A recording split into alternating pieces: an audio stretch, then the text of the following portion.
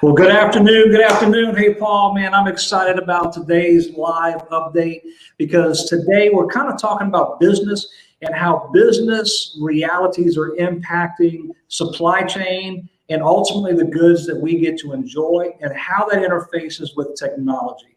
So if you're interested in that, that's what we're going to be diving into. So specifically, there is a microchip shortage in the country, and it's having a major impact. It's crazy, man. Like if COVID wasn't enough, it had this chain reaction. And so what most people don't understand, Paul, is, business operates at the speed of risk, right? And much of the calculations involve the supply chain. And so when the supply chain was interrupted with COVID, it actually started a ripple effect, and all of a sudden businesses that couldn't get access to certain things started shifting to things that they could have access to, like cloud-based, technology and other things that they could move quickly and have access to until this kind of reboots. Well, and so we're seeing that even in our own business and supplying. What's interesting new at the beginning of COVID, we had a shortage of anything to do with webcams or conferencing or working from home. All of that stuff.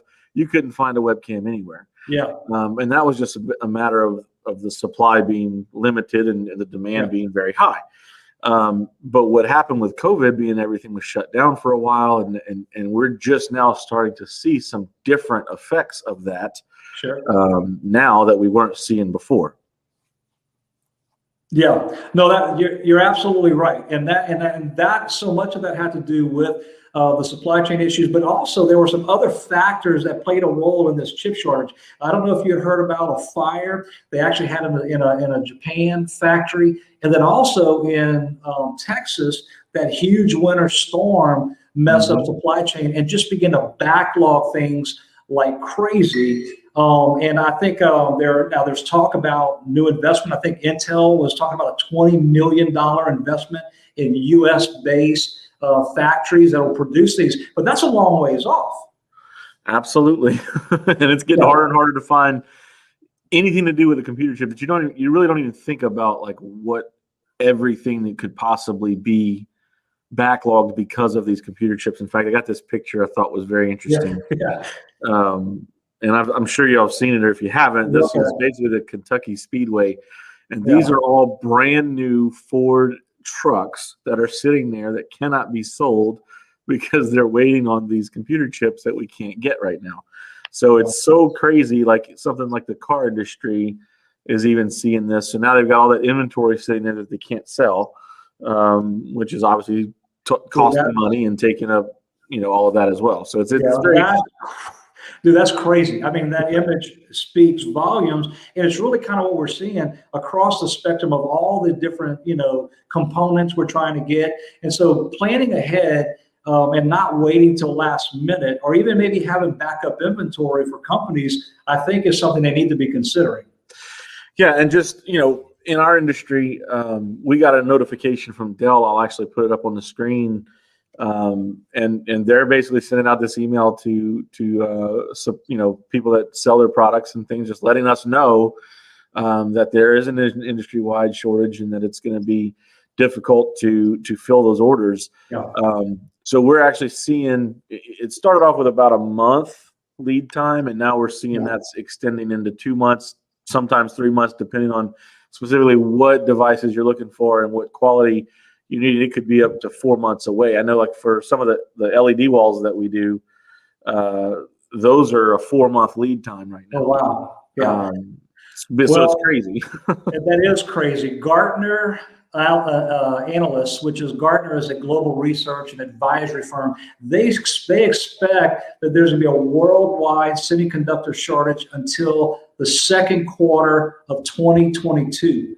That's incredible. And so that's important to know. So what we want to do is just kind of remind our customers and warn them that, listen, if you don't be caught with, without. So plan now. That they are able to get things out. They're still productive. There's still production. There's still things selling. But if you have to wait 2 or 3 months, you don't want to be without for 2 or 3 months. So it may be a good idea to have And that backup inventory, or for us to maybe refurbish or rework some existing computers they have to make sure they're on standby. right. And so obviously too, one of the things that we try to teach our customers and help with is forecasting what that looks like for per quarter. Yeah. So if you're knowing that you're going to be expanding and you're trying to add employees and add these things in the next quarter, you want to wait. You don't want to wait and buy those computers when you're ready to make that hire. You need to kind of plan for that now and have it ready. That way, when the time comes for you to make that hire, you're able to get the equipment that you need. Man, that is honestly great advice. And really, this comes down to a business continuity plan, that when you're planning for inevitables, whether that's a hurricane, which we talked about a couple of weeks ago, whether or not it's a pandemic or just a shortage, maybe one particular factory that so many things relied upon goes down for a period of time, having those backups in place and just kind of having a game plan. What do we do? And we actually saw this a couple of years ago with hard drives when there was tsunami and stuff that happened overseas. Yes. Messed up a whole factory there, and we saw hard drive shortages. Yeah. So this is just another one of those things that you really just kind of have to plan for and work around. Yeah. You could have a fire. You could have a fire in California, in Silicon Valley area, and something goes down. I mean, who knows what that impacts? So thinking that through, making sure you're planning and you have contingencies in place, I really believe is kind of the lesson of 2020, man. I mean, if there's a lesson we can draw from, it's plan ahead, think, and leverage companies like us to help you forecast, help you think forward, and make sure that your current equipment is up to standard, is up. If you're coming to end of life on 50% of your computers, you need to start thinking about that now.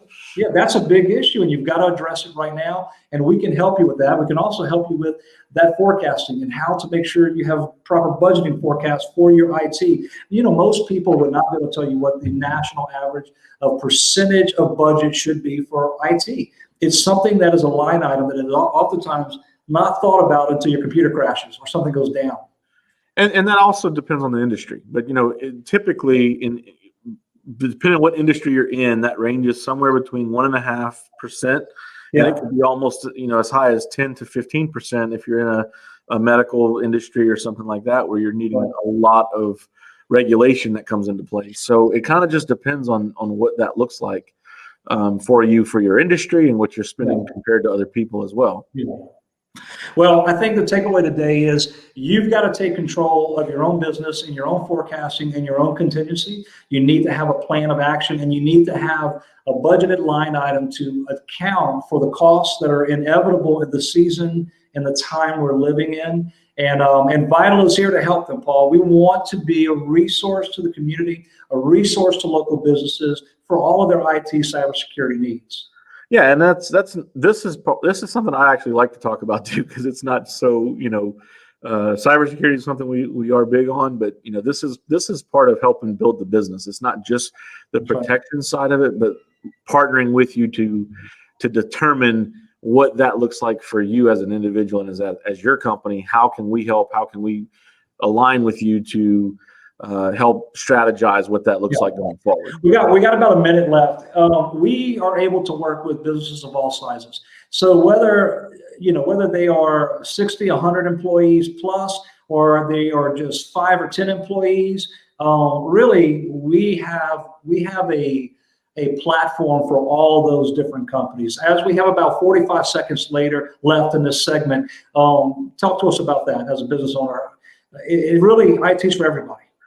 It is, and it doesn't matter if you're, the one-man shop. You still have to have some protections there, but it's also it's easier to plan for and not have an emergency situation, and it's easier to plan ahead of time, right? And not have 2 emergencies where you're down and you can't get something. Yes. Yeah, so scaling is important, and technology allows companies to scale. So whether you're a solo shop right now and you plan to grow to 10, or you're sitting at 10, 15, and you want to go to 50, technology and planning for the future and making sure the decisions you make today will be good for you when you grow to where you want to be. That's also part of what we do in helping organizations think through their technology And so anyway, they can click the link below. If you want to put that scrolling link of vitalintegrators.com, you can contact us through there. We would love to set up a meeting with you this week, man. Call us. We are here to serve. We'd love to have you on the Vital team. Any last thoughts before we go, Paul? No, hey, we're doing this live. It's pouring down raining right now, so Yeah. I don't know. It's pretty noisy. Yeah, blessings to everybody. Have a great weekend. We'll see you Monday with another live Vital update.